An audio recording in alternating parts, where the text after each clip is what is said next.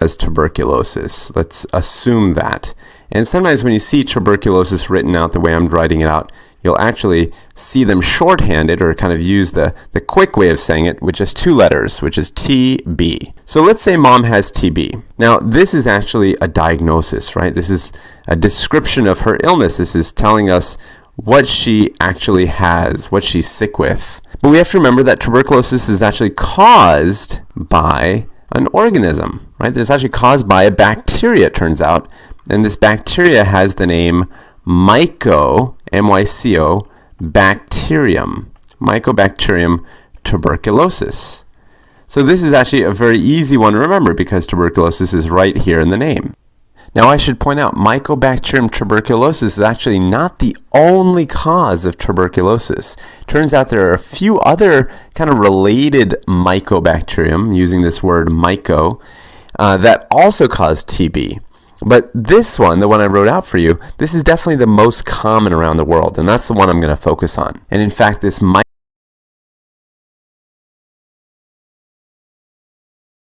really slowly like a fungus, and that's actually the reason that they use the term myco. But nevertheless, it is a bacteria, and so if we're going to put a little bracket around the diagnosis, I also want to put a little bracket around this part to kind of distinguish the two.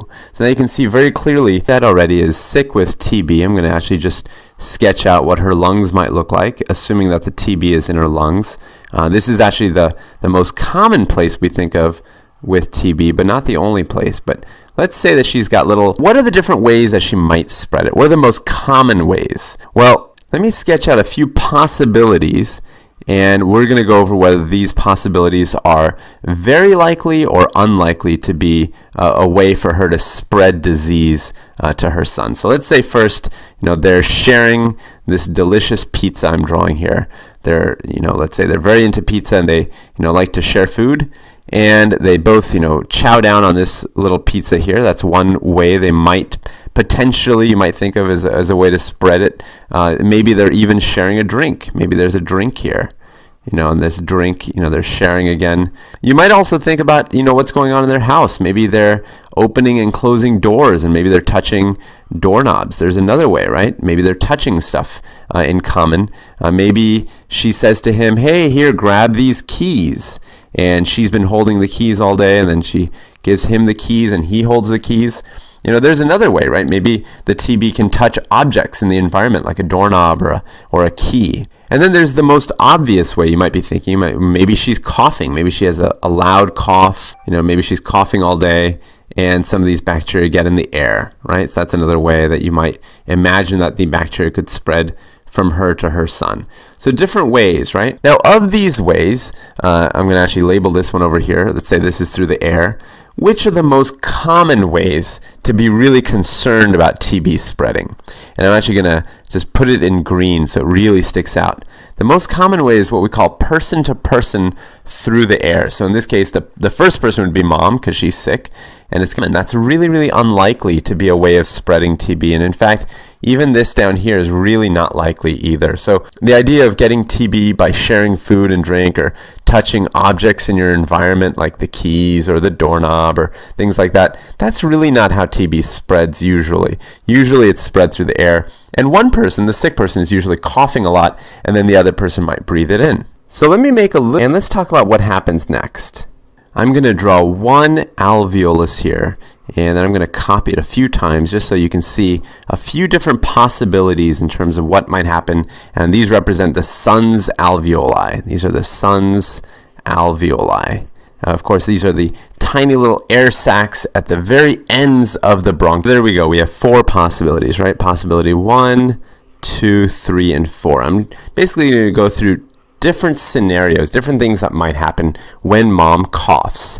So maybe she coughs, and the first possibility could be that the bacteria, they just don't get far enough. They don't actually make it to the son, and he never ends up breathing them in.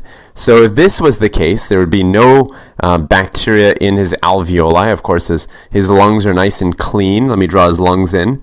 They look nice and clean. In this case, in scenario 1, he's healthy because the bacteria never even got to his lungs. All right, now scenario 2, let me actually erase a couple of these.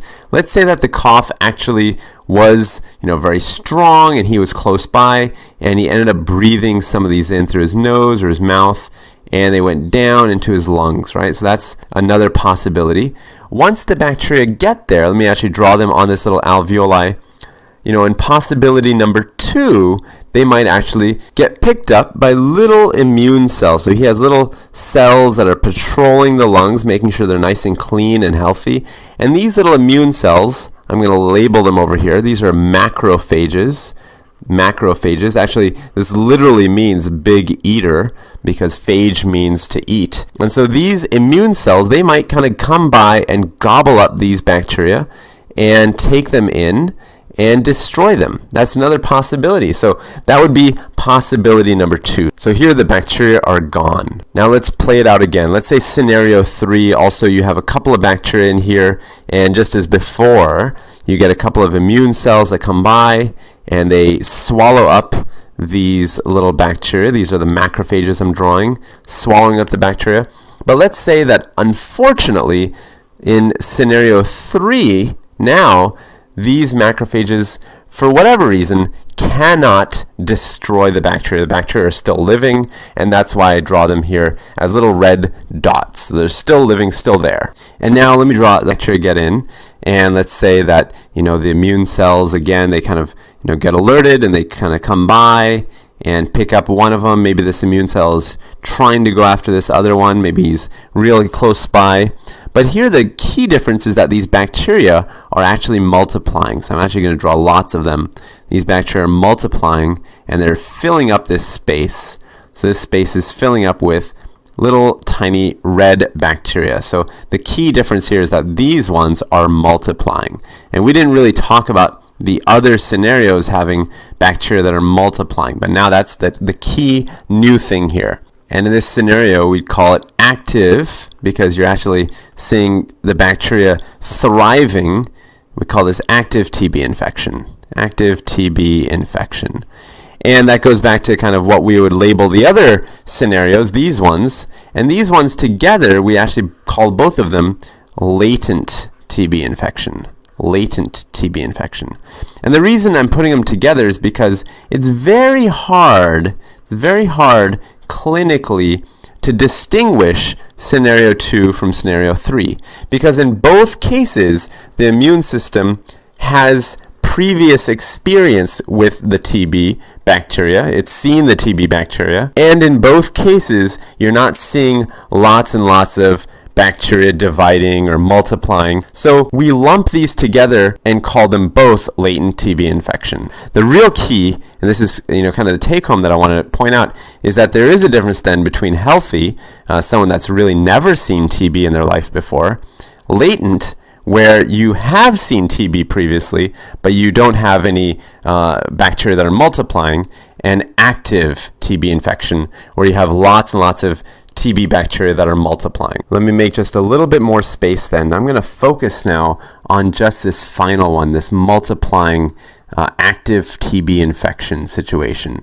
So if, let's say, our son in this case gets tuberculosis from mother or from mom, and let's say unfortunately he has an active TB infection, what are some clues to tell us that he has an active infection? So if I'm trying to figure out if somebody has TB, I always think about 2 key things. What are their symptoms? What are they sick with? That's the first thing. And then how long is it going on for? And I'm going to call that duration. And these 2 offer really, really helpful clues to figuring out if someone has TB. And with symptoms, I'm going to break it up into 2 categories. The first is constitutional. Constitutional. And this is constitutional symptoms. And this is kind of things that affect the whole body. The whole body. So I'm just going to put a little bracket on the entire body to remind us of that. And this could be things like, fevers or chills. You can't say, you can't really point to one part of your body and say, this is the part that's having fevers and chills. You'd say, well, just generally, I feel awful. This could be things like night sweats if you wake up and your t-shirt is all wet, you might say, well, those are night sweats. Another example of a constitutional symptom is weight loss, in particular when you're not trying to lose weight, especially because you're maybe not eating as much or you're vomiting or anything like that. And now the other category is lower respiratory tract. I'm going to say respiratory, I'm going to abridge it to just RESP. Kind of the part I've drawn in blue here. So going down from your voice box all the way to the alveoli. So this would be your lower respiratory tract. And you can think about what sort of symptoms you might have there, right? So it could be things like coughing, right? That would be coming from the lungs. If you're coughing very hard, you might have some blood or some little streaks of red that are blood in your sputum. So it could be bloody sputum. That would be another one.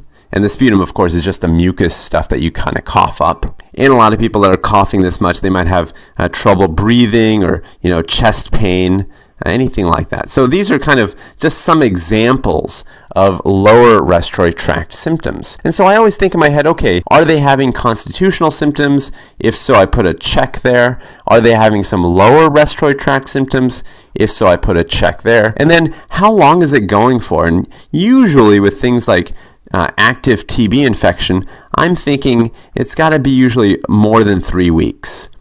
So more than 3 weeks. And this is again focusing on TB of the lungs or the pleura, which is the space around the lungs. Generally, the symptoms have gone on for a little while.